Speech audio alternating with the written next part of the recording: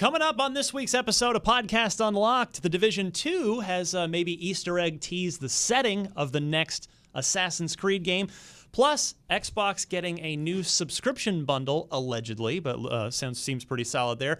An anonymous millionaire wants to set up a real-life battle royale. That's something to talk about.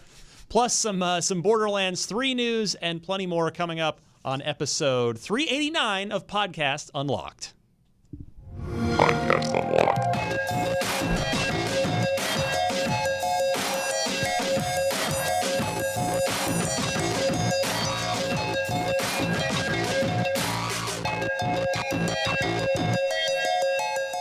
Oh, the good old bumper music. Everybody's been tweeting me and writing in saying they missed it. It sounds good again. I agree. It's good to have it back. Yeah. Ryan McCaffrey with you for episode 389 of Podcast Unlocked, the world's #1 Xbox podcast. Going around the table counterclockwise in our little half-moon shape here we've got going on. Miranda Sanchez, good morning. Hi, hello. How are you? I'm doing well. Yes. I remember when I used to listen to the show and finally remember that bumper music. So when we started playing, I was like, wow, I get to have that before I speak this time. That's so Yes, Brandon Tyrell, You made it. We're here. the hoodied man. Yeah. Second episode in a row. Same hoodie. There was no video last time. It's fine. I did not plan it like this. And the great Destin Legary. Hi, everybody. Messing around with video. So those transitions, if you're watching, you're just seeing us sit there. So I did a little There's dance. no bumper audio coming through on that? The audio comes through, but we're just kind of sitting there waiting. Yeah, just Like, hello. Is that why you were dancing? Yeah. Also, bam! Yay. Yeah, it's an audio production after all, but we have heard your cries, and Destin and company have rigged up a sort of quick and dirty video solution. I don't mean to speak ill of it. Not to besmirch your Oh, good It's work. yeah. way better than what No. I could do, which And is nothing. And it was me. CJ did something with the camera. So Oh. thanks, CJ, for tweaking the camera to make it look a little bit better So, color-wise. yeah, if you do want to see our faces move and words come out of our moving mouths, you can go to youtube.com/IGN Unlocked.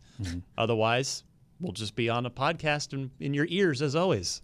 Full disclosure, I did it for Fireteam Chat. And then they're like, oh, we can do that? Yeah, show the other guys how to do it. And I'm like, all right.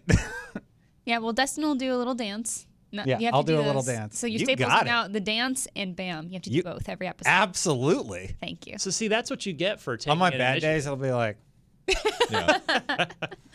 And then they'll have to fuse, and you'll have to do the BAM dance. So I expect video views to go up 600% now that we have We've stripped it down. right, we've given This is we've given the Unlocked people Unplugged. what they want. Therefore, and I expect the retention rates to be the full hour right. long. Nobody, no like watching for 5 minutes and then bailing out. Yeah, if full retention rate. If each of you could just watch this episode 30,000 times, that would be fantastic. I do think this is a cozier setup too. Not It in is that super we're cozy. kind of Yeah. tight in here, but also because it's just a little more casual, I think. there's like way less pressure. Yeah. Absolutely. Yeah. I'm not a big fan of pressure. I got to say I don't do well. I want no pressure. I just want to sit here and talk. That's all we got to do every week. That's what I do. Before we get rolling, just wanted to plug a couple things rather than at the end of the show at the beginning because they're important to me. IGN Unfiltered, new episode this week. I teased this last week saying it was the most powerful guest I've ever had. it And really it's actually is. true. Yeah. An active CEO of the fourth largest publisher in the world, Ubisoft CEO and co-founder Yves Guillemot is my unfiltered guest, and I had some really hilarious, entertaining tweets of people after I put it out there saying, "Hey, come listen to it." There were people like, "All right, let's take bets on how many minutes into it takes for Ryan to ask about Splinter Cell," and it didn't take long. Yeah, I was like, how many minutes was it? I don't know. It wasn't very long. Thank you for joining me, Splinter Cell. Yeah, bet Where the, is it? bet the under. If whatever betting pool you're in, bet the under. But no, it was a really interesting conversation. And actually, I mean, it is available in podcast form. Unfiltered is available in a podcast form. Somebody gave me the good idea, which actually I might even do this today, of just also putting Unfiltered once a month on the back end of this podcast. Because Oh, wow. so many tens of thousands of people already listen to this that I can just sort of Why not? give it to them, and then if they don't want to listen to it, they can just press stop. So maybe if I think of it when I get back to my desk, I'll tack it onto the end of this. Ryan turning Good Unlocked idea. into a Trojan horse. Well, you know what? You got to get. How else do you get people to listen to things? You Yeah. got to figure out a way to. It's like, hey, everybody loves Crackdown not only because, Wait, but what? largely because That's not true at all. in its history, Oh, because Halo. Yeah. because it was tacked on to, it had the Halo beta tacked onto it. Oh, right. You said Ubisoft was the 4th biggest publisher. Who's Who's third? I believe EA? Take-Two might be third. Take-Two. Activision, on Activision, EA, and I then- think it's Take-Two. Yeah, on the back of Rockstar. If I remember That my makes sense. research now, yeah, and Ubisoft doing all. But no, we had a really, I had a really interesting conversation. I was starting to say it's available in podcast form, but I would actually, you might want to watch the video for this one because there's just one moment that stuck out for me when I was doing the interview. Towards the end, I asked him about next gen consoles, and you have to see the look in his face and the look in his eye. Like he legit lights up when I ask him. Like, Oh, I was going the other way. Like there was a guy off camera, like, don't sue.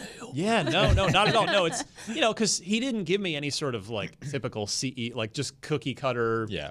message like, oh, we look forward to future platforms. Like, no, he was like, oh, we're like, you got to see his face. Like I was very impressed with him. I mean, I was impressed with him on paper coming in, but he did nothing to alleviate any enthusiasm I had for him as a corporate leader in this industry. As a really good conversation. So check that out. Maybe at the end of this episode, if I can remember. But if not, yeah, go watch it or download it separately. Let's get rolling. Division 2, Destin McGarry. Yeah, sir. How you liking that video game? So I'm basically being carried all the way through, and I got to World Tier 2, and I'm on that grind to like gear up for World Tier 5. The raid's coming April 25th. That's right around the corner. Yeah, it's pretty fun, based in reality, so there's not any fantastical explosions. What's or the anything raid? like that. Have they detailed it yet? No detail. It's going to be 8 players, though. Wow. And we're not really sure what to expect. Not at this time.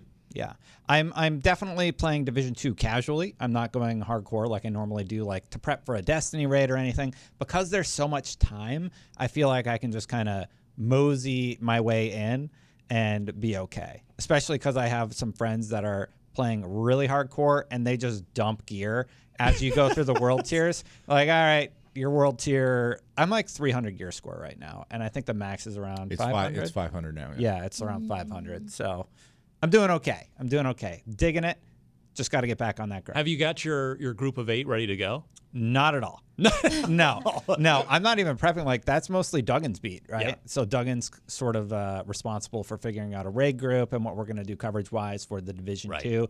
And if I'm ready, I'll be like, hey, if you need an extra, I'll be prepped. So you're gonna ride his coattails, basically. Exactly. Hey, don't be ashamed of it. It's fine. Well, he did the review, so he got he's- weeks and weeks of time, and like I had him do a title basin update. You should check that out over on IGN.com. I actually watched that yesterday. That's how I know gear score is 500, having never played the Division 2. Yeah. So Duggan did a fantastic It was really breakdown good. about it. Yeah. So there is an Easter egg that was discovered. This is a continuation of something they did from Division 1 2. They had a bunch of Easter eggs in Division 1 too. Yeah. Division. Yeah. Also. Also in Black Flag and all their other games, Watch Dogs in particular was famous for having. That's where we saw their first glimpse of that space game. Did that ever come out? I don't think that ever came out. Oh, Yeah. Starfield? Just kidding. No. different space game. But yeah, so the posters are in the Potomac Event Center, and they feature what appears to be a Norse god or Viking with the word Valhalla written above, holding a staff and an odd orb. And upon closer inspection, Is it an Orb of Eden? the orb is actually an apple of Eden. Oh my God. Important items within the Assassin's Creed universe that have appeared throughout history and have been capable of projecting images, mind control, and more. And now, what's interesting about this is Kotaku reports that they sniffed around. They had previously learned from 2 independent sources familiar with the game that this is exactly what's happening. Its code name is Kingdom, and it will revolve around Vikings, and it's due out in 2020. When asked for comment, Kratos merely said, boy. Didn't really make any sense, but yeah. The Kratos, that has nothing to do with what we're talking about. Both same mythology, period, right? Yeah. Norse?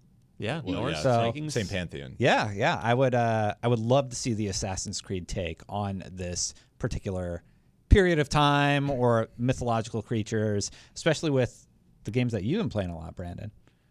Sorry? Would you be into seeing this in the Assassin's Creed universe? You're really into the new series. You've done both our reviews, haven't you?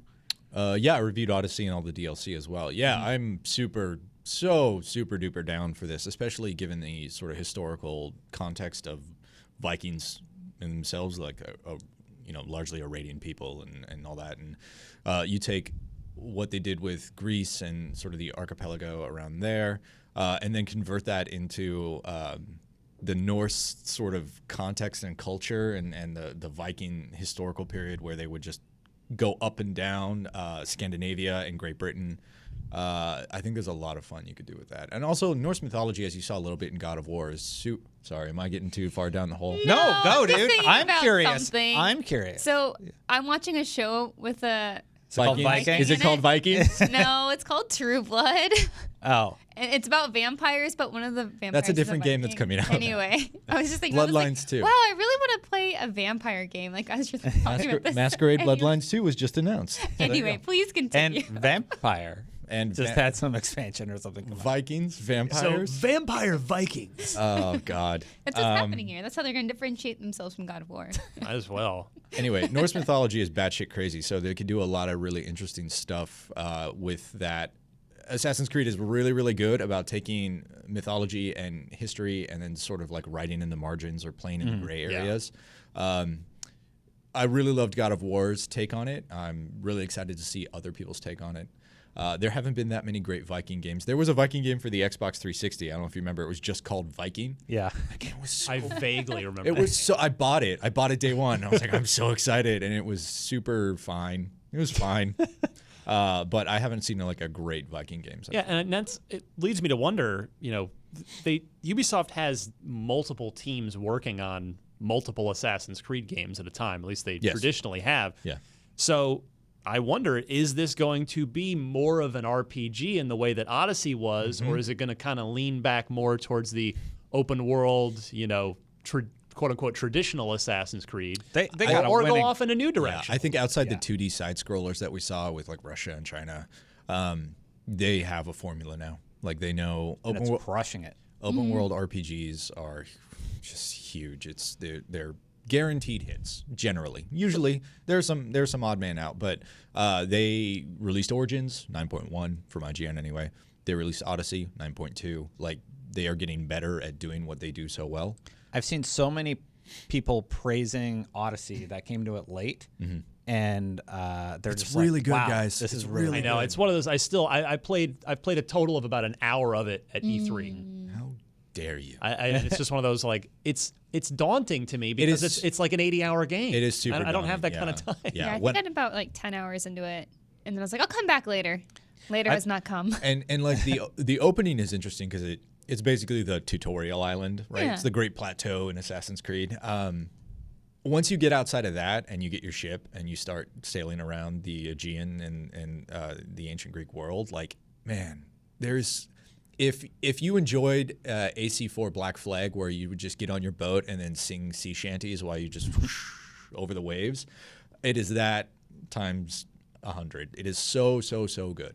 And a reminder, I think we might have touched on this last week, but 2020, this is likely to be Next gen. an Xbox Scarlet launch title. There'll probably also be an Xbox One, an Xbox One X version. But unlike kind of last gen when we saw Rogue as the quote unquote current gen release and Black Flag as the Black Flag was which one? There was one for the new consoles and Yeah. one for the old consoles. Two different games that's my point. Was even it if I'm- 3? No. No, it was not. Rogue was definitely the 360 release, and I just can't remember which one was the I think- Xbox One I release. think you might be right. I think But anyway, 4 might have been. Rogue was the one that was on 360. Yeah. yeah. I just But can't anyway, remember what was paired with it. Yeah, I don't know. Black I mean, Flag. my guess, and it is just a guess, is that we're not going to get two different games in 2020 because it just even over the course of this generation, costs and it just takes so much more and more and more to build a game that even the way the consoles are, we're not making, as far as we know, quantum leaps in technology anymore. So I do suspect it'll just be, basically the Assassin's Creed Vikings will be, you can run it in high-end spec on the new consoles or lower-end spec if you do want to play it on Xbox One. again, just me spouting nonsense. They'll probably I may be very wrong. They'll probably touch up the engine a little bit, like at least Of give it a course. polish pass or something for next gen, right? Like there's going to be new tool There'll sets be and UI elements they'll need. It should run in utilize. 4K native. Maybe it'll run in 60, depending, how Yeah, the way the 60 will be game's an built. option. That's the thing is like, performance. okay, this generation was the 4K benchmark, right? Like that's what this generation brought. Yeah. Well, introducing it in the back half. Yes, but like that is when you look like I look at the 360 era and I look at it as the online connectivity era. Right. That's the era where Xbox Live came into its own. That's the era where we started getting these experiences where you could connect with like dozens of people on consoles, which is something that was relegated to mostly PC before that. This era seemed like, and also the leap to HD. Right, the HD era. That Yeah, was the HD era. This era definitely seems to be the 4K. I don't know what the next one. And I mean, there is a hardcore asterisk there with VR attached to it. I just want higher image quality. I'm not looking for more. We got plenty of resolution. Right. 4K is a lot of resolution. I want higher. I don't image need any more quality. Ks, yeah. and just better cooler effects and Yeah. other neat stuff that doesn't necessarily involve just crisper visuals. So you're looking for like processing power, Yeah. graphical power. Yeah. Yeah. That makes I would be happy with 4K native 60 being the standard next gen, right? I don't think we're gonna get. I think that would be I don't think 4K 60 is a It's lot. hard, yeah. It's Yeah. tough. I mean, It's very Forza tough. does it, but no, I think 4K native will be absolutely the baseline. I don't think 60 is unreasonable. You might know. sacrifice graphics. Yeah, I don't Right. think it's But, yeah. unreasonable either. Like, I mean, it's essentially what we're seeing now with the One X and PS4 Pro, right? Where you get Just to toggle on. You get to pick your flavor. Do you Yeah. want a smoother experience? Do you want a better looking experience? Yeah. Do you want a better performing experience? Yeah, but I guess I'm getting off topic of with yeah, Assassin's Creed here. Those generational spanning games are kind of dangerous too. Like you remember Shadow of Mordor? Yes. Yeah. So like the Nemesis system completely missing from the last gen version Right. Yeah. of that game. Oh, right. So I worry that when you have these cool big properties, you're taking a bit of a perception hit on them, right? Like, do you know what I mean? I know what you're talking about. Yeah. So like the sort of court of public opinion, they see a game come out and the Shadow of Mordor being like objectively the inferior version of it to a degree that it kind of removes what made that game special. And I worry that we're going to see that going into this one as well. I think that's just like kind of our job to help educate people on that, though. I mean, if they're going to do that, then they're going to do it. And the only thing you can do is like, hey, this is why it's different. Or, you know, if you want this other version, you have to upgrade. Right. It's up to us to tell people if that happens. Yeah. But don't buy the old gen version. I'm not doing 2 reviews. That's I'm not why going we to do it. Oh, you say that now. you are. I'm not going to do it. You actually say it are. now. I'm your boss, and you in fact are doing that. Well, you're not the reviews editor, so But yeah, so we'll see. Look, again, maybe I'm wrong, and there'll be it'll just come out in October for the or it'll come out before the consoles. But watch the Yves Guillemot Unfiltered interview, and I asked him specifically about Ubisoft's philosophy on new platforms.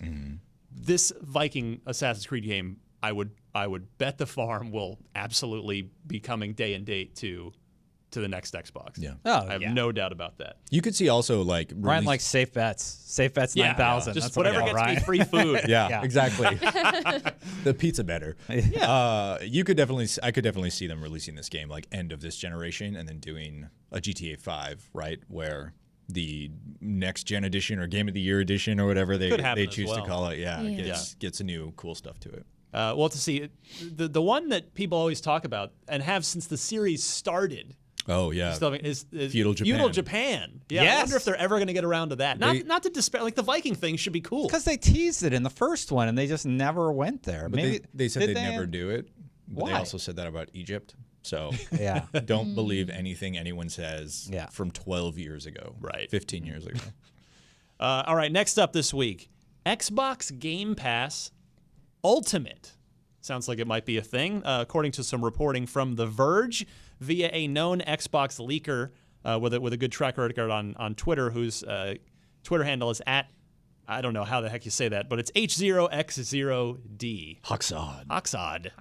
It says that Microsoft will offer a subscription that combines Xbox Live Gold and Game Pass. So it'll be the two of them together for $15 a month. And when I saw that, I went, "It's not really a deal." It's just It's So that could be it's if you're gluing two it things together. sort of is, depending on how you buy your Xbox Live Gold. Well, Depends on the games you play, really. That also depends on what tiers they offer the subscription on. Like this could just be the month to month. Like if you're paying by that and you cancel it at any time sort of deal.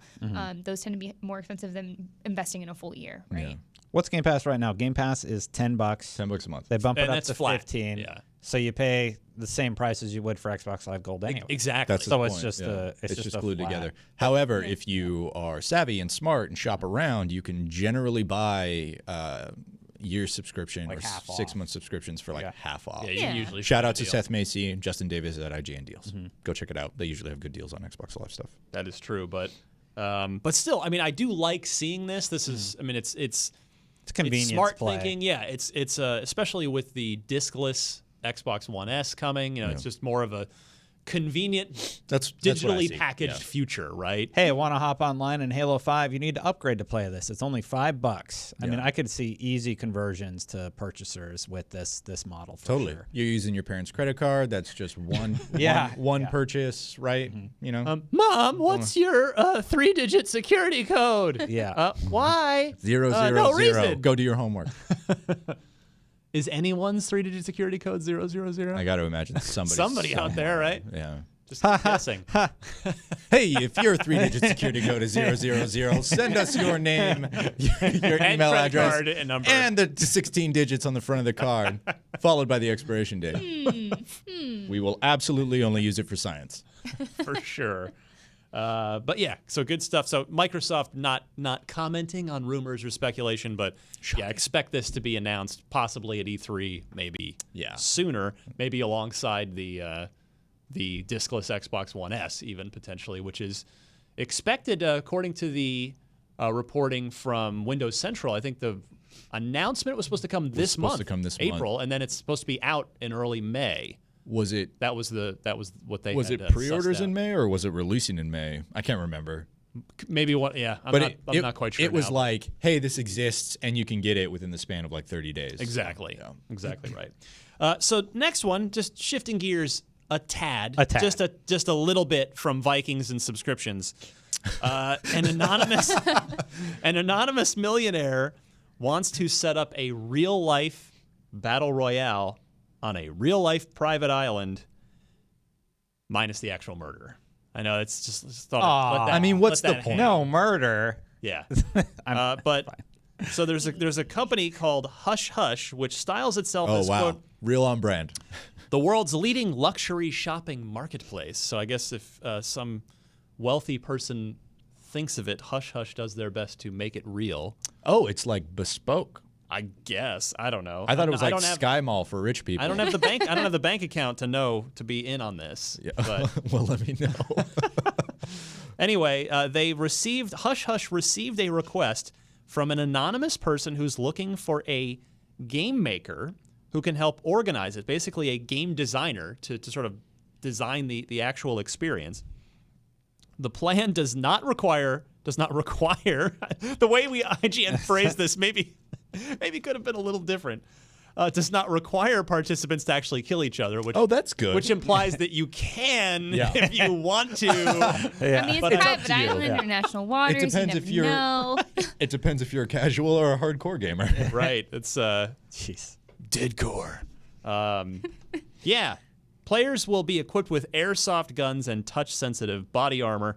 The last person standing is set to win 100,000 pounds, which is almost 200 grand as at current exchange rates. The plan is for the anonymous millionaire to acquire a private island, which will be the setting for this real-life battle royale. The competition will run for 3 days, 12 hours of competition each day. During the nighttime, players will be able to camp for the night. All camping gear and food will be provided. Destin, Yeah. you once chased a balloon for Mass Effect 3 into the woods. Yeah. Correct? Am I correct? I did, You yeah. did that. What? I remember that video. You. It got stuck in a tree, right? I think you and Duggan need to go, and you need to participate in this and make us proud. For real, I would do this. I know you would. That's Yeah. why I'm telling you, you It need to do sounds it. really, really fun. It sounds like they've Survivor, right? They have safety Yeah. precautions in place. There's not actual murder involved. It's just a survivalist challenge, really. What are you doing with air quotes? Why are you air quoting?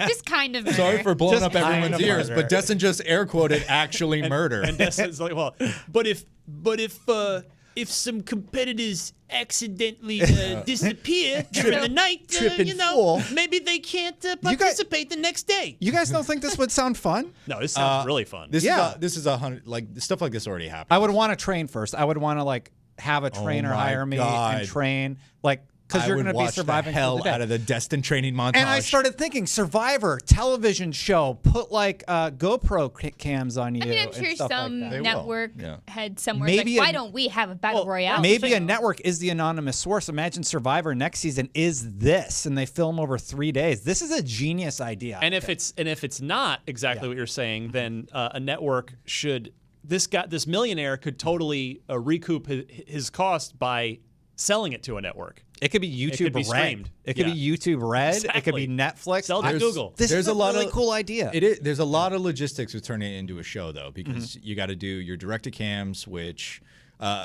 would be difficult. Shoot all those up front.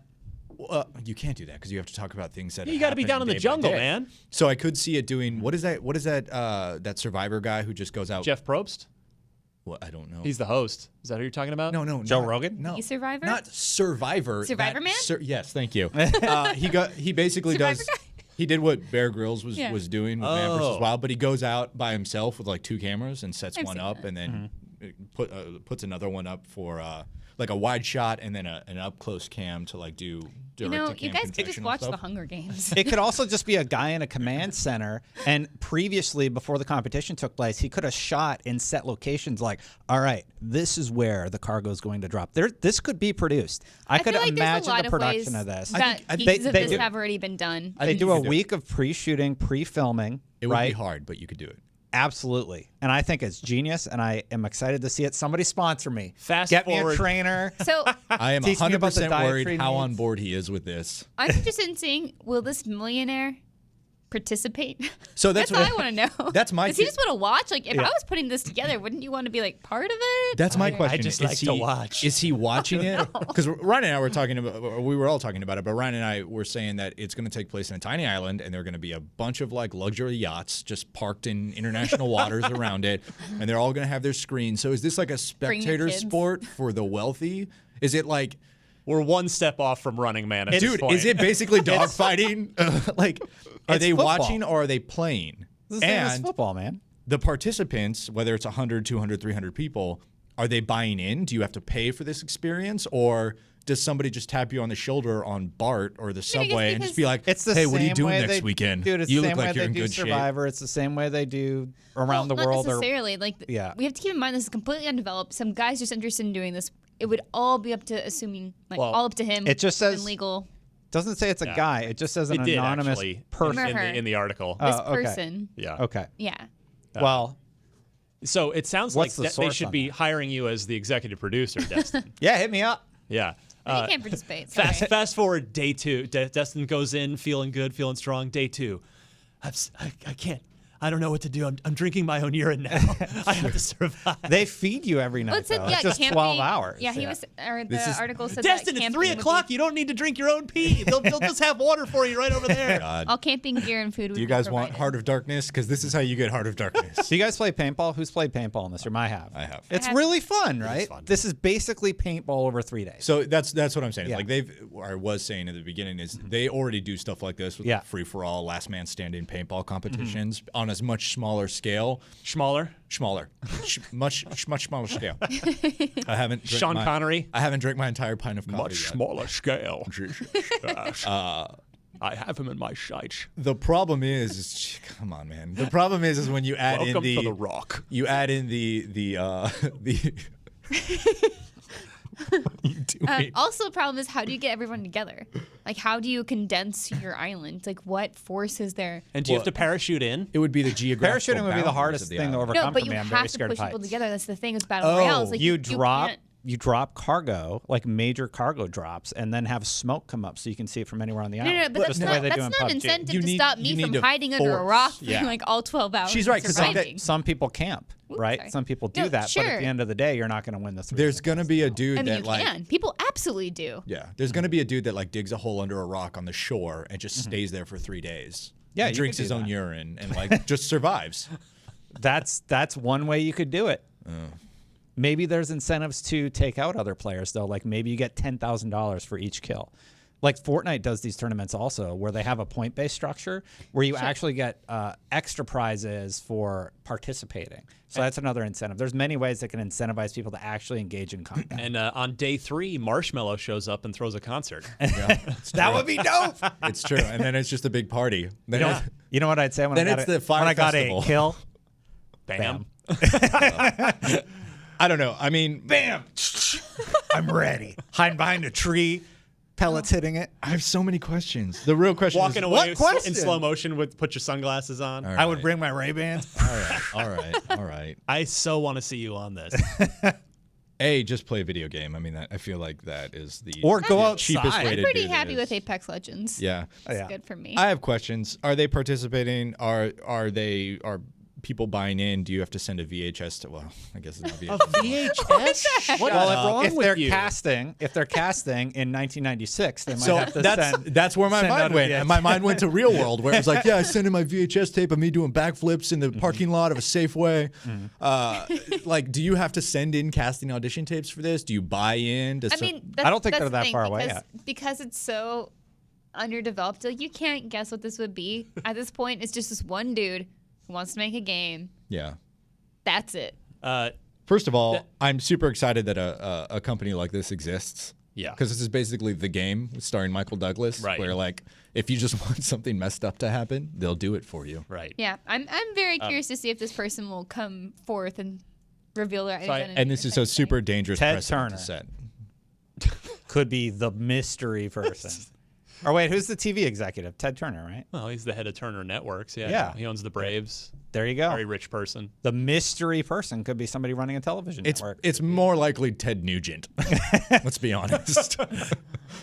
I have one serious question before we move on to the next topic. Oh, okay. How do you do the real life version of That's what Miranda was Bubble. saying. Yeah. That's what I said. Yeah. Oh, How do you bubble. incentivize Sorry. people Yeah. to like move close? move in? Okay. Shock collars. No. I mean, I think Could you They do could. like sensors around the sort of at different spots, and if you get caught outside it, like they beep, and if you get caught outside it when the circle has closed in, you're Just out. goes ant, You you're guys out. you have know- 10 seconds to get in. Right. have you guys been to like the Safeways that have those carts that have the magnets on Yeah, them that they lock, lock. and they can't go past a certain point? Right. Off the premises. Oh, They, so might, like have, they you're- might have some guys in suits and you're just moving them. You're around outside the circle. boundary. It's like, everyone, move forward 5 steps. Everyone has an electronic knee brace, and if you're outside the boundary, you just oh crap.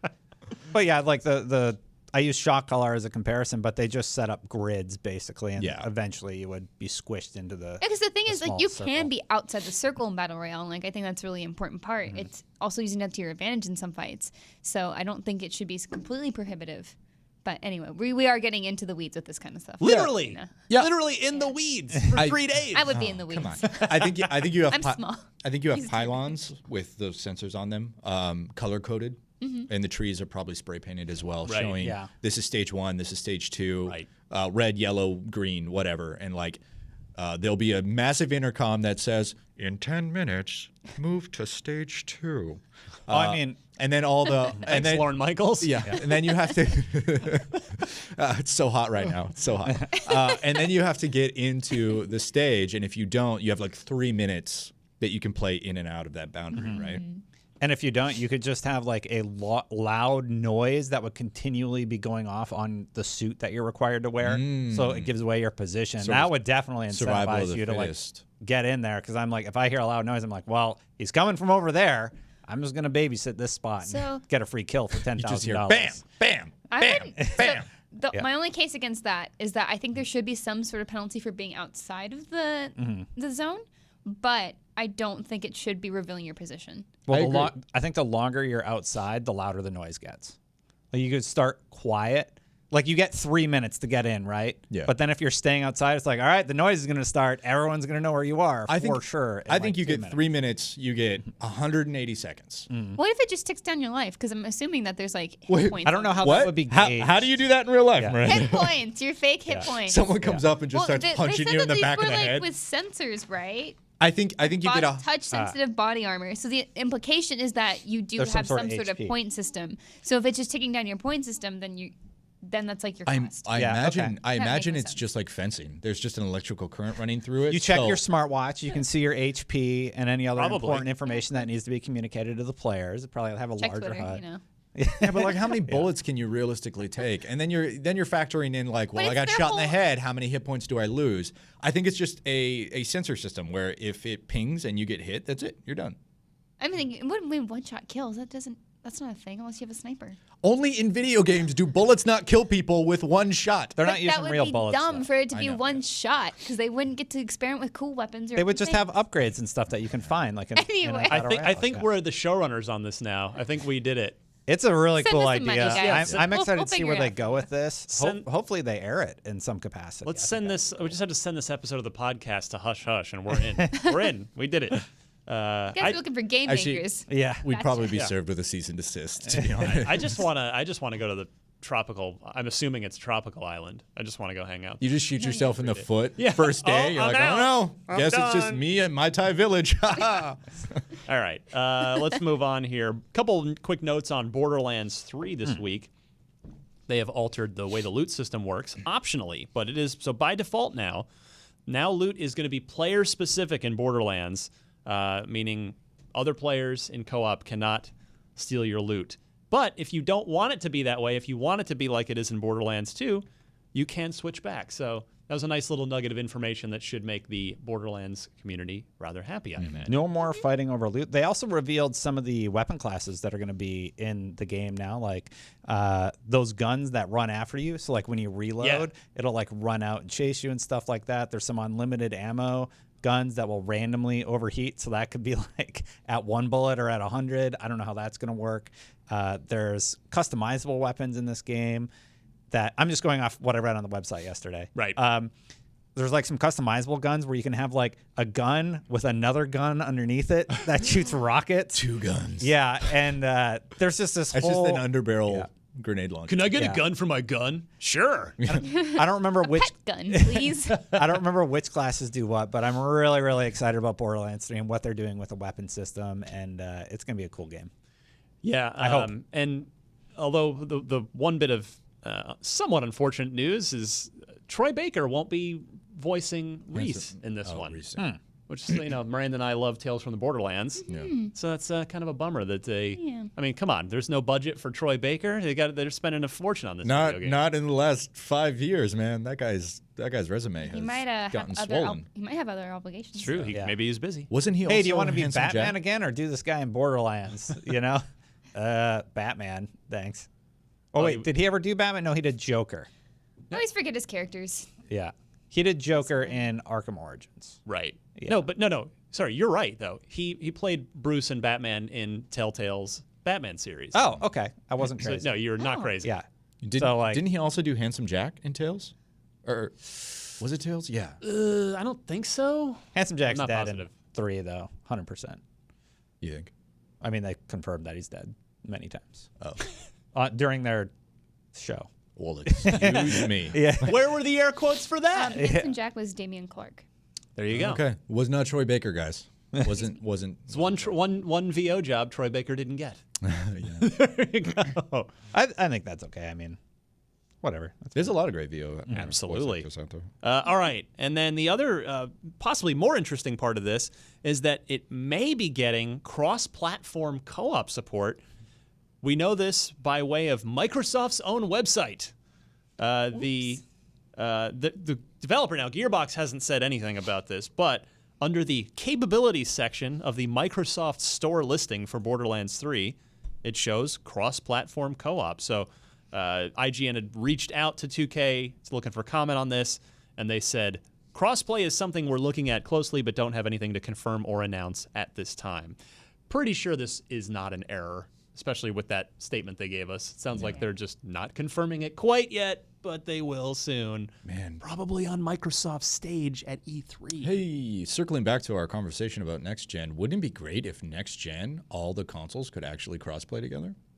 That would be fantastic. It needs, at this point, like we need to evolve game design standards to include that. Yeah. It would be great to just play on my Switch, then play on my PC at home. Be sweet. Whatever, because it's really, really hard for me to play the same share world shooter on 3 platforms. Yeah. It's You just can't not do it. realistic. Yeah. You know? So, yeah. I understand there's some logistical issues with that, like if it Of has course. any sort of DLC or microtransactions. Yeah.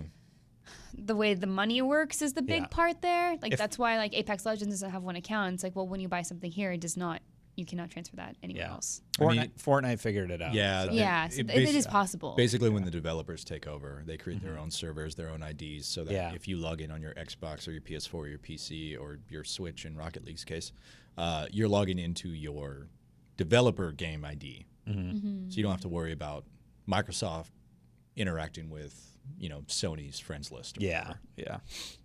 All right, so I dig it. and then the release dig date that was leaked that we mentioned last week absolutely got confirmed. So Yeah. September, stay Surprise. tuned. Yeah, stay Hooray. tuned for Borderlands 3. And there's one more rumor out there, right? That it's Epic Store exclusive, or was that confirmed? Oh, that's all confirmed. That's and confirmed as well. Randy shoved his foot in his mouth again on that by Randy Pitchford? spitting in the Oh, face my. of the people complaining about it. Don't do that. So I knew the rumor. I knew the review bombing. I knew Randy commented on the review bombing of Borderlands 2. I didn't know that the exclusivity was actually confirmed, though. Yeah. 100%. It is funny to me that PC gaming, the most sort of agnostic platform for years and years, has Oh. now gotten to this point where It's delicious. it's the equivalent of, if we were to go back to like when we were kids, of you can only get this video game at Toys R Us. You can only get this video game at Isn't that crazy? at EB Games. And I'm not saying, I'm not casting judgment on it. I just think it's kind of, and I don't want this to have a negative connotation, but it is almost that, well, like PC gaming has kind of gone back in time in that regard, like where we have effectively platform exclusives on PC because Steam's a platform and Right. Epic Store. It's just funny to me. Here's one reason I think this could potentially be good down the road for developers. Yeah. Steam's going to be forced to give a better share to the developers. And at the end of the day, I bet that's why a lot of developers are just like, you guys get a 70% cut or something ridiculous. It's 30. 70-30. 70-30 Steam gets the 30. And what is it on Epic? 10? Oh, it's small. We It was ran a story on definitely, this. Like far less. It was way less. I mean, having that competition is always healthy, right? Like Yeah. you want these people who are putting out their games, especially when it's a small team, to get paid well. And if they're taking a bigger cut, and someone else is saying, "Hey, we won't take as much," that's really good. It's why Origin exists. It's why Uplay exists. And And, it's- Steam having the lion's share of profits for basically hosting your game. Yeah. It's kind of BS. Yeah. No, it's not. I would argue that they earned that position by building a great platform. I agree. Yeah. But They do now have some competition is here. Yeah, and they do have a lot of, or it seems like a lot of tools for developers to use when they do use their Steam. platform. Yes. Yeah. And I mean, I can't speak to them very well just because, I mean, I'm just, went to a GDC panel. I was like, oh, I've learned so much about Steam today. And Yeah. I mean, I can't actually see how much that actually impacts development. But I think that's just part of it, right? It's like if they can bolster their platform to make it more enticing for developers, then that's good. And it's good for the developers and hopefully good for our games. I'm glad And- there's competition. Yeah, and honestly, like it's silly, but at the same time, all I have to do is open another window, like another program. Like it's not a big deal, and I Yeah. just have to have another account, probably with the same username because no one uses mine. No, Yeah. you guys better not take it. I swear. Someone did on the Epic Store, and I was very angry. I think How I think dare the you. problem is the Epic Store being paired with this sort of spyware sort of stories that have been coming out. That's what's Yeah. the most concerning Yeah. for Also, people. I think it's also ecosystem. You have your friends that are on Yeah. Yeah, Steam. but no, You but have my your friends are trading all on cards. Discord. Sure. My friends are on Discord, Yeah. and we just launch whatever window we need. Like it's Yeah. not really connected that way. Well, least for welcome to me. the PC Gaming Power Hour here. I mean, at no, IGN. I mean, I don't use Discord, so my entire PC friends list gaming experience is through Steam, and I imagine a lot of people are as well. Like Discord is a relatively new. I feel like I don't know. It's I a feel big like deal. most like PC last 2 or people 3 have games. kind of adopted that, or like TeamSpeak or other chat systems. Like you're not I've you're used not I've chatting used- in Steam. I've- Like you're ex- rarely just chatting in Steam. Yeah, I mean, for actual chat, I've used Ventrilo, I've used TeamSpeak, all kinds of stuff, especially like back in the World of Warcraft days. But Yeah. I think there's look, we all feel the same way with consoles as well, right? Like you are in the Xbox ecosystem or the Sony ecosystem. That's where all your games are. That's where your friends are. And I think there's a little bit of that tribalism going on as well, and just not wanting to have to lose everything that you've spent, that you've accumulated over the last 10 years. You don't lose anything. You still have it. You still have it just in Steam or just in the Epic Games Store. Sure. And it's not as impactful as, say, a PS4 versus an Xbox One. Like that's like a whole investment in different systems that you have to pay for. This is still all just on my computer. Yeah. So I mean, it's a distribution platform, Yeah. essentially, at the end of It's the day. different. Yeah. That's part of it, and it's a privacy issue. yeah, I think the privacy issue is the biggest thing, right? And that's again coming down That's to the something different platforms that offer, like beyond Steam and beyond the Epic Games Store. Like there are other ways to get games, and it's not necessarily just through those platforms that have better things for privacy Yeah, as the well. spyware, obviously, I do not support whatsoever. That sucks. Hopefully they fix it. Hopefully. In the meantime, we'll just keep buying games from Xbox Live. All right, let's finish Windows up Store. with Super Meat Boy Forever. They have taken to Twitter, Team Meat, saying they're not going to make their release date this month. And they're very, very frank about it. They say, hey, quote, we could have sacrificed our minds, bodies, and social lives to make April 2019, but that's stupid. Team Meat isn't some studio owned by an evil asshat corporation that has say over what we do and how we do it. We are fortunate enough to have control over how we work, and we choose not to run ourselves into the ground. And they add that it's still going to be coming out very soon. So May, maybe June. Excellent. Yeah. Perfect. That was the right decision. Like, it's really awful that the game industry is run by people being ground into dust in order to get And games out. also, I would argue, I mean, we'll have no way to know without having an alternate reality to warp into, but I would bet that Super Meat Boy Forever will be a better product because of them. It's not being of them not. stressed and- Yeah, exactly. Was somebody... Why were they getting so much pressure to release it? No, they were It's just. just, They a, just it's had- just a delay announcement. Yeah. They had the release date, and they're just All like, "Hey, we want to explain why we're delaying it. We I would say- apologize, but we want to take care of our health, essentially, and Maybe- be humans." Yeah, maybe I'm crazy, but like I don't see a lot of pressure coming from gamers anymore when release dates are pushed. Well, they're not No, talking no. about gamer. They're talking about Yeah. publishers. Oh, are there publishers pressuring them? Maybe. Publishers. Look at Anthem, dude. I mean, we didn't talk about the Schreier's story this week. Yeah. Because I feel like it's kind of the conversation is we got caught right in the the between window of being too early on it or too late on it now. But that was the whole thing. They had to make that fiscal quarter, and that's part of the reason that Anthem shipped the way. I'm very aware. I'm aware of the problem, but I don't think we're the ones putting gamers are the ones putting the pressure on release dates. I agree with you. personally think that Yeah. delaying it's the better call always. I Oh, mean, at the end of the yeah. day, like, the consumer doesn't have a choice in when a game comes out. No, That's but they do not have a the choice in sending death threats to the developers over social media, which is just disgusting. Of course. So I could understand, especially around the ecosystem of the internet, like you wanting to put out a nice message saying this is why we're delaying. Yeah. Please understand, it's still going to be a great game. Sort of head off some of that. Jesus Christ, what? I've been waiting for this game for like to head off that sort of reaction. But yeah. I think it's also a statement about, Oh, fair absolutely. Oh yeah. So that's probably I why think they more brought so that up. than anything. That's probably why they brought up we could have sacrificed our minds, bodies, and social lives. I mean, if you look at the timing of it with the Schreier article and Oh, what of happened course. with Anthem and everything, they're probably just saying, "Yeah, we're not going to do that. It's delayed." Well, this year, I mean, I guess the last half of last year and the early part of this year, like game development crunch and game development, the toxicity and the unhealthy work habits in that industry have sort of come to the forefront. Not that nobody knew that's how it operated, like that's how the industry has been run for years. But just, lately, that there's conversation has started. Kind of a reminder. The renewed push for unionization has been underway now, which Jason Schreier's been a big advocate for. Yeah. And there's a couple of organizations that have they're trying to get it done with Great. organizing developers. So bring it on. Yeah, I mean, there are excellent examples out there, like Motion Twin, the guys who make the studio that makes Dead Cells. No gamer paying money for a video game wants that game at the expense of someone else's health. No, but it doesn't need to happen. Yeah, we'll see.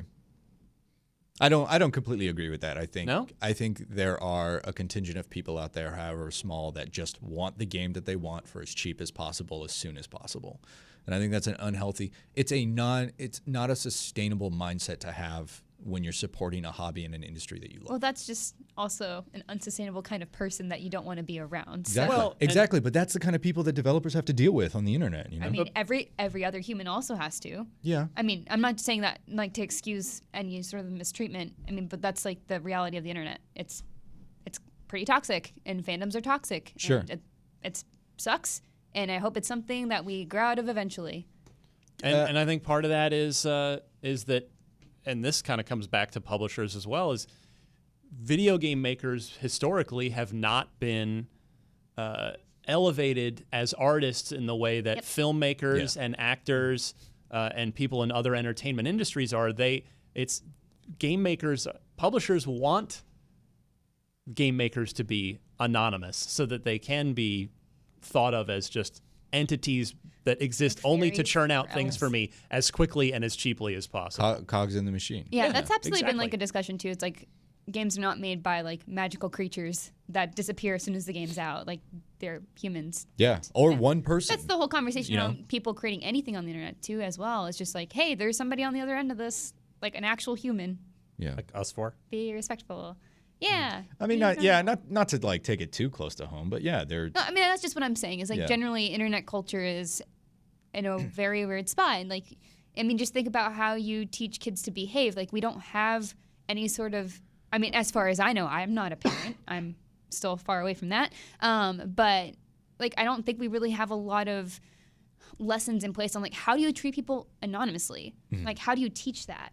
And like I think until we figure that out as a society, like that's just going to take a long time to get better. I think one thing At least all in of the our extreme cases. all of our listeners and watchers could do is just be mindful when you're writing comments that largely I do read a lot of the comments, and the reason I'm not on Twitter as much, the reason I don't have Facebook on my phone anymore, is because I just kind of got tired of the negativity. Yeah. The internet has been increasing negative output lately, and I don't know if it's a sign of our current cultural time or whatever, but one thing our listeners and viewers can do to sort of evade that is just be mindful and respectful when you're writing your comments. Just be thoughtful, like, hey, Destin's probably going to read this. How would I actually talk to him? And it's a shame that the discourse has devolved the way it has, because we have seen plenty of instances over. I mean, it does happen every day. You just don't hear much about it. Is the internet can be an amazing force for good too. I mean, I saw that in my own life when Maggie was in need of like thousands of dollars of dental work, and Alana took it upon herself to reach out to the community and like the very listeners of this podcast help make that happen. Yeah, and I think a good thing we can do too is just engage in like positive things. Like that's what I personally try to do on my own social feeds. Like I try to like elevate good comments and good stories. Like obviously not just feel good things. Like there are times to be critical of stuff, but at the same time you don't just need to feed the trolls or feed the trash or like elevate stories that are just gonna keep people down instead of like progressing or learning from something and doing something better. Yeah. I've been being more mindful about that too. It's just like there's no reason to engage with this person. You're not going to be any better for it, so just don't, and elevate those that are being kind. Yeah, 99% of the time I just ignore toxicity. I mean, and I'm right there with you guys, which part of that, like there is a level of that's unfortunate, because you'll never, I think the reason that we do want to engage with the trolls and the people like that sometimes is because you want to. I can fix you. Yeah, well, you want to help like either correct them factually if they've said something, but that's not what it's about. I know, but it's just we're not nobody's talking to each other, but it's so unhealthy if you do. It's a horrible catch-22 at times. There's the cases when I think it is fair to address those people, and like I've definitely done that. Like I will sit in my reviews for the first like hour or so and just like respond to comments, and like sometimes it's really unfair or something, and it's like, hey, I wrote this and let me explain my perspective on this, or like why I said something I did. And then sometimes I actually get good replies like, oh, I'm so sorry, I didn't know you actually wrote the comments or something. And I have definitely had the other people who are just like doubling down and being or continue to be gross. But that's a lot more rare than the people who either just won't respond or will have a conversation, or at least kind of like a back and forth. And even then, sometimes just doesn't add up to anything. But I think the biggest thing with communicating on the internet is that we don't have tone. There's no way to convey a certain sort of tone. Yeah. Like someone could just being sarcastic or like write a comment quickly and just not really think about their words. Writing is very hard. Like, I think you're giving good writing is hard, and like that's. I think you're giving them too much credit. Yeah, I agree. Maybe, the lack of tone is a huge issue, like, but maybe, also the anonymity, the ubiquitous anonymity of the internet allows people to do horrible, horrendous shit to each other. Sure, but I like to think that the few conversations that I've had with people who ended up apologizing or saying something will take that as a lesson for the future. Hopefully, that's the dream, right? You can't paint everything with one brush. All of these things are truths. That's the real answer. And I think we're kind of losing context. So yeah, Super Meat Boy. Ethics Hour. What It'll be out started soon. this is the sort of stuff that you deal with that prompts responses from developers like, please understand, pardon our dust, we're still working. But yeah, no, glad Team Meat is taking the self-care approach, and we'll get to play Super Meat Boy forever soon enough. There are plenty of other video games, plenty of other fish in the sea to enjoy for the time being. All right, loot box time. Rob from Richmond, Virginia. Here's a good one. This actually ties into the next-gen conversation we started in on earlier. Rob says, frame rate's one of the most important measures we talk about in games, but does it actually matter? When I play a game, whether it's 30 frames, 60 frames, or 120, within 30 seconds of playing, I usually just get used to what I'm looking at in terms of the frames per second, and it doesn't take away from the game. This is Rob's take on it. So he's asking, so does frame rate matter, I guess, to us? Obviously, we can't say for everyone, but where do you guys all sit in the frame rate department? It absolutely matters. It depends on what the developer would like to deliver as an experience. Did you go see The Hobbit when it was in... when it was in 48. 48? What'd you think of that movie? I didn't see it in 48. Did it change your experience? That's stupid. Exactly. I win. All right. Anybody else want to give their opinion? Your point... I like, though, that your point was that a movie that was shot at twice the frame rate that we're used to seeing was dumb, and so that's why frame rate matters? Absolutely. Okay. That doesn't make any sense at all. No, But So you're saying if an artistic... You 100% just proved your own... Artistically, would you rather experience a movie at the standard 24 frames, or would you rather experience it at 48? Artistically has nothing to do with it, Destin. We're talking about video games as well. Okay. You are not you are not reacting to a movie with input controls. So a shooter that runs at 60... Is there a difference? Yes. The point, 30. the question here is personal preference. Do you care? after playing it for 30 seconds. Yeah, and also this is my personal preference, so you can't win. I'm just letting you know. I was joking. After 30, I know I can't win. After 30 We just had a seconds, nice talk about being nice to people. And Yeah, that's all out the window. spicy. every week, Destin and I like opposing forces, and then we just fight for like 20 seconds, and then we just kiss and make. Do I have to separate you two? Maybe. No, so what's your take? No, like I totally agree. Like I like a crisp, smooth 60. I don't experience 120 too often, but for example, just having reviewed Sekiro on the PS4 Pro, because that's the code that we got early and needed as much time as possible. That was roughly 30 or largely 30, and I got used to it and didn't find it that detrimental. Then jumped on PC, started playing it at 60, and I was like, ooh, this is buttery. I like this. This is smooth. And then I got used to it and didn't think about it again, you know? But I totally hear, like, 60 frames is an experience, 30 frames is an experience. Personally, even if it's a shooter, like, your mind and your muscle memory... You adjust to it. You adjust to it. You get used to it. That being You said, control. Like, my timing on counters and blocks and deflects and all that didn't change with Sekiro. I would like 60 frames per second for all my shooters. That would be nice. But I don't think it's actually something I really realized until I started playing things on PC. I mean, because then I have something to compare it to. And, like, if you don't have that comparison, then I don't think it matters all that much if everyone's playing on that even playing field, right? Yeah. True. Yeah. I've always kind of fallen in the middle on this where as long as it's smooth, Yeah. I don't super care. If it's a smooth 30, like Yeah. the example I always like to go to in this is Halo. Halo up until either Master Chief Collection or Halo 5, depending on how you want to phrase it. Basically, up until Xbox One, Halo was always a 30 frame per second game. And it always felt great to me. It always played great. Never had a single issue with it.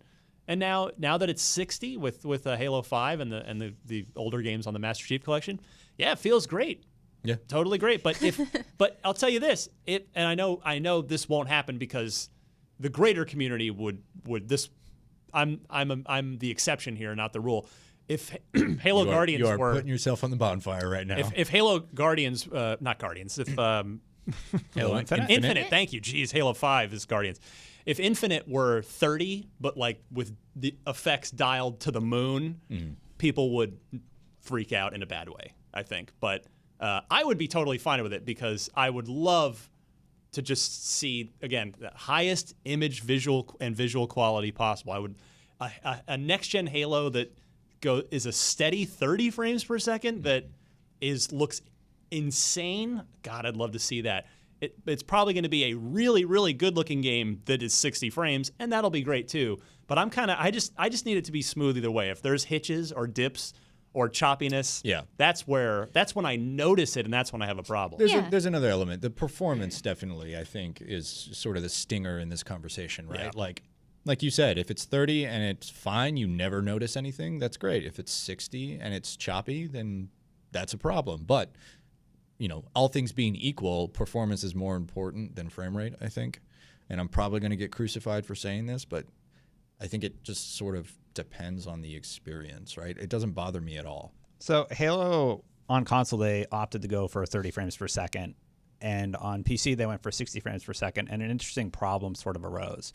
Because there's actually more data on the PC going through at 60 frames locked, weapons will have problems on console that they won't have on PC because of that more data being there. Like leggier? Problems like bullets. There was a ghost bullet problem a few years ago. I actually remember that they had to develop around. So I think frame rate is actually fairly integral to the gameplay experience. Certainly. that the developer is trying to convey to their audience, to the point that you can actually run into design problems if you opt for the lower or higher frame rate. So once you decide your frame rate, it's important to stick with it. Yeah, I agree. Yeah, I mean, it's an interesting thought exercise from Rob in Richmond. It does seem like it's probably going to be largely moot because I don't think you're going to see a major first-person shooter that's not 60 frames moving forward. I agree. The hardware is pretty powerful, and even if some developer wanted to do a 30-frame turn everything up to 11 game, I don't think they will. I think 60 has become the accepted and expected standard, and I think that's what people are going to develop for. I think most of us play our games in a vacuum, right? Where you have one version of a game. Yeah. I mean, we're different, obviously. Like Destin plays looter shooters on all three. Right, or we're doing platform comparison stuff. Yeah, we're not the normal. But it's like when you go to Best Buy or Target or Walmart and you see two TVs next to each other playing a Transformers movie, and one of them has Blu-ray smooth motion on, and it looks like a terrible, like a telenovela. Right. Like that is the sort of like side by side comparison. By and large, I think if you're playing by yourself, you get used to it. Yeah. Well, on that note, we'll do the loot box. We'll talk about where do we land? Does it matter? Yes or no? I mean, it's we need preference. an answer. Everyone seems kind of like, or at least the three of us seem a little bit more. It's situational, a little on the fence. Sometimes it matters a lot. Yeah. Other times, I'm just playing this game. It depends on your experience, and like if you can adapt to it. And it's one of those talking points where it's like, well, games got to be 4K, games got to be 60 FPS, games got to have other tech jargon stuff. It's like, well, no, I mean, games used to be text-based, like you can have a great experience and not have it 60 FPS. I know that's more the exception than the rule these days, but I think it's super situational. All right, we'll go from frame rate to resolution in the Unlock Block Trivia Challenge in just a second. Do I point in this one?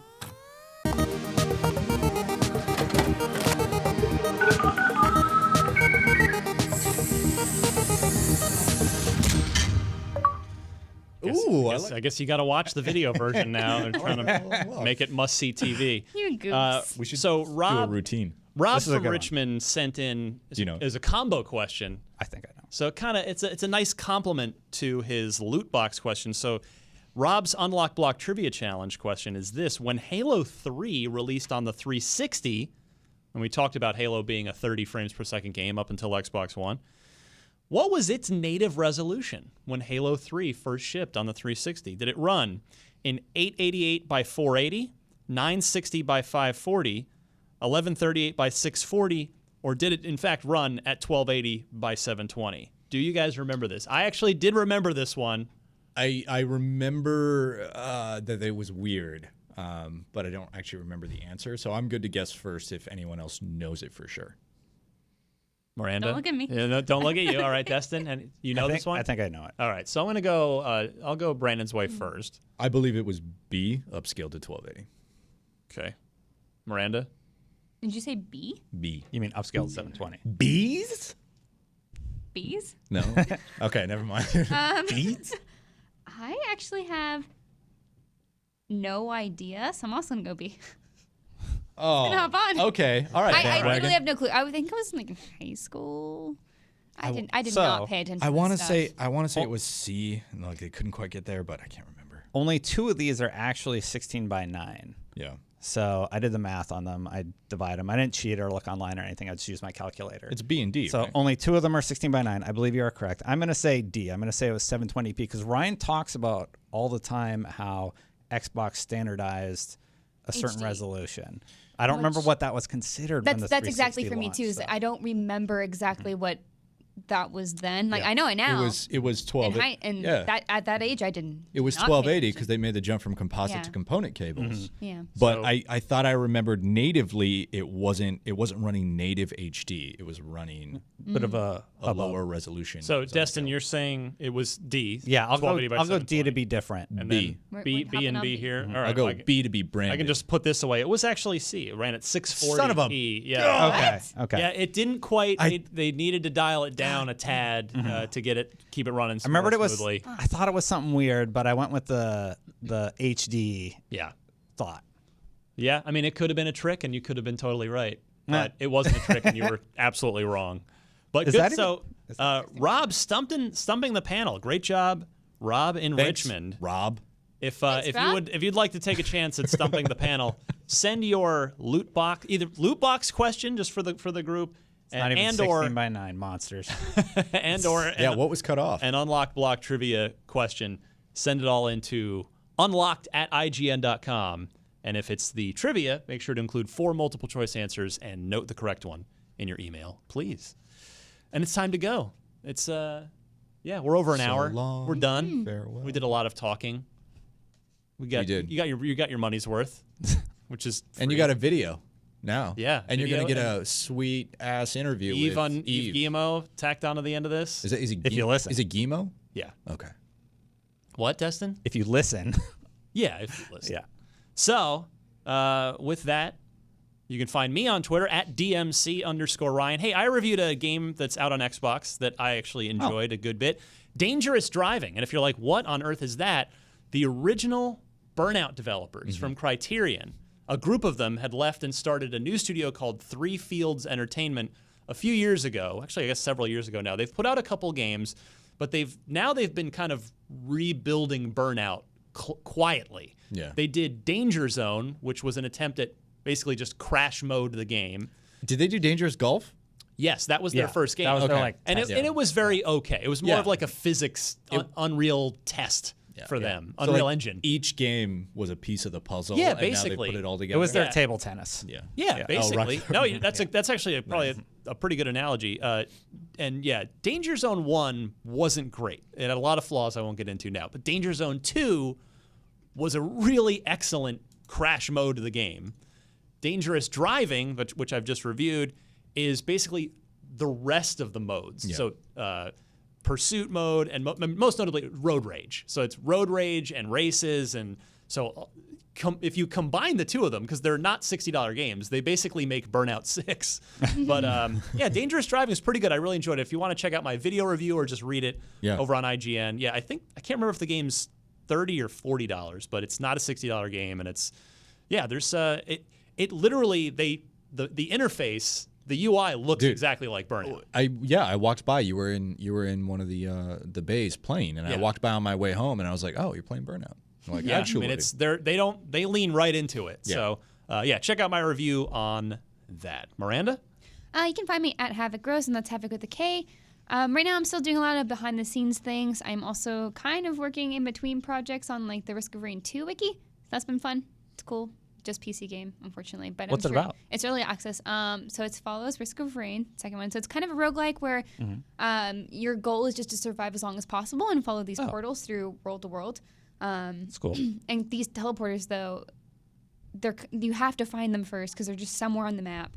Then you have to charge them up, defeat a boss, and continue on. But the longer you play, the harder it gets. Yeah, it looks really cool. You want to kind of try to play quickly if you can, but also there's like the strategy of like, do you stay and try to like farm earlier levels, like how much loot do you want to pick up, and it has multiplayer as well, so that's pretty fun. So there's like a meta game on top of the level by level. And like there's secrets in each of the maps as well, and some like go across different maps. It's like you find a thing here, you have to use it on this other map, and there's just like a lot to it, and it's really fun. It's early access though, so it's a roguelike, right?